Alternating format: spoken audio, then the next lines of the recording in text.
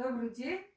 Наше відео ми присвячаємо у підтримку супрацовникам гандлю і работникам медицини. Я запрошую вас на невеличкий екскурс по нашій етнографічній музейній експозиції, яка називається «Откуль наші корені». Проведена была великая праца по сбору побытовых речаў. 10 год усе супрацоўнікі дома рамёстваў працавалі, каб здабыць і арганізаваць гэтую экспазіцыю. Складаецца яна з 6 раздзелаў. І першы раздзел, з якім я вас хочу пазнаёміць, гэта чырвоны кут, альбо яго так называлі покуць.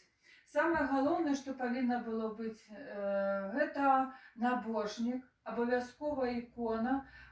У нашым варыянце набожнік белага колеру, таму што калі чалавек падымаўся раніцою, ён павінен быў ісці памаліцца да абразоў і з чыстымі помысламі, з добрымі думкамі. Потым уся сям'я сядала за шырокі стол, на лаву і пачыналі снедаць. Так, уверху над столлю абавязкова вісеў павук. Саламяны павук, ён азначае як абярэг у хаце, і чым больш павукоў у хаце знаходзілася, лічылася, што хата абаронена ад нячысцікаў, каб толькі захоўвалася ўсё добрае ў хаце, каб толькі думкі былі направлены на добрае здароўе і на дабрабыт у чалавечым жыллі. На пачэсным месцы заўсёды стаялі кросны. Кросны – гэта праца жанчыны, якая цэлую зімку працавала, каб на такі вось куфар наткаць рушнікоў, наткаць посцілак, каб было чым сваё жыллё прыўкрасіць, каб было весялей жыць і каб было прыгажэй. Другі раздзел у нас ідзе як бабін кут. Гэта наогул рэчы побытавыя, якія тычацца асабліва жанчыны, таму што без пэўных рэчаў, як збанкі альбо маслабойка, тая, што была ў абіходзе для жанчыны галоўная, яна застаецца ў нас, і мы можам гэта ўсё пабачыць. Ліхтары, з якімі хадзілі гаспадыні, гаспадар даглядаць сваю гаспадарку. Вось такія прыгожыя прасы, гэта вугольныя прасы, на вуглях прасавалі адзенне. Але раней, калі зусім было, калі пытаюцца, што гэта за рэч, гэта пранік. Пранік – гэта адмыслова, каб адбіваць бялізну, каб яна была прыгожая бялюткая, на рэчку насілі і адбівалі. Вось такія прыгожыя лён.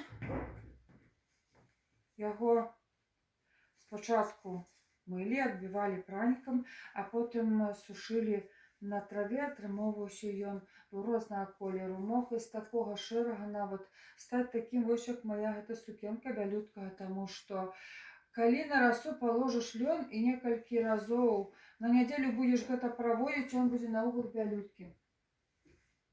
Рэчы, якія цікавыя, гэта для жанчыны ступа. Ступа наогул у нас такого, скажем, даўнішняга часу, яна ўжо сталетніца. Ёсць у нас варыянт, калі сюды закідаем перац, яго можна пастукаць так, што ён пераўтвараецца, вот як мы ў краме купляем, ужо патоўчаны для прыгатавання ежы.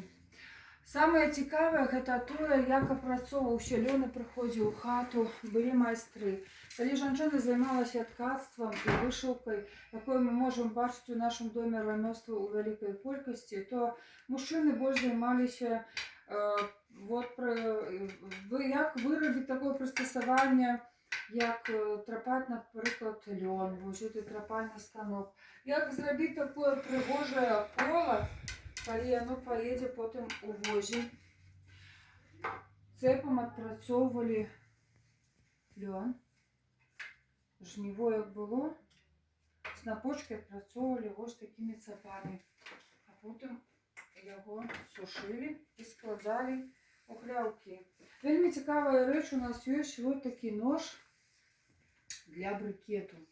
Такая рэч прыйшла до нас не так даўно і карыстаецца вялікім попытам, таму што не ў кожнай хаце магла быць такая рэч. Але нам пашэнціла, у нас яна з'явілася. Чым апраналася жанчына, як даўней казалі, так, прыгожа у царкву з'ездзіць. Вось такія кажушкі, хустка, абхіначка. Калі трэба было выскачыць у хлявок, за драўцамі альбо паглядзець скаціну.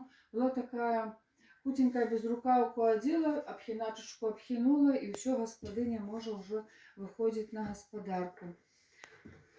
Сталетні рушнік, ён таксама прыйшоў до нас нядаўна.